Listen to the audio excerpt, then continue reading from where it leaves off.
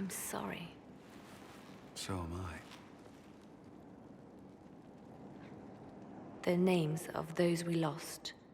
You must blame me for this. We all saw who attacked us. We know exactly who to blame. I keep wondering if I could have done something different. When the first of my lookouts went missing, I pulled the rest back, awaiting more information. If they'd stayed in the field, they could have bought us more time. I was afraid to lose my agents. And instead, we lost Haven. More likely they would have stayed out there, died, and we would have lost Haven anyway. You don't know that. Their lives could have bought Haven a small chance. My people know their duty. They know the risks. They understand that the Inquisition may call upon them to give their lives. Our people aren't tools to be used and discarded. Your instincts were right. Their lives matter. Can we afford such sentimentality? What if Corypheus... We are better than Corypheus.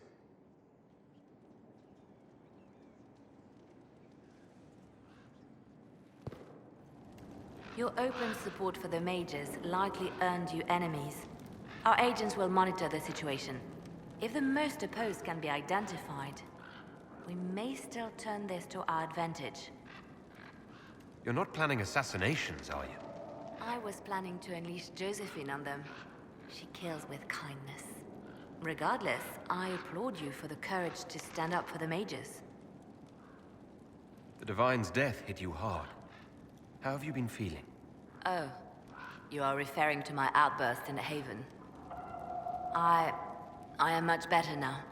Justinia was such a dear friend, and there were so many things going wrong. Things going wrong? I'm shocked. I was there when the hero Ferelden defeated the Archdemon. It took a great sacrifice, but it was worth it. We won the day, and I thought the Maker smiled on me. When the Divine requested my help, I went to her. I owed her that much. I sacrificed so much to do the Maker's work. But now, Justinia is dead. I was angry. I felt betrayed. But I shouldn't have let my emotions get the better of me. I'm sorry. How about we never speak of this again? If that was your intention, why did you bring it up? Oh, right. Now, enough of this. Let us think more pleasant thoughts. I have made friends, and on occasion enemies. It's unavoidable. You have a history with the Warden who ended the Blight, don't you? I had the privilege of calling him friend before he died.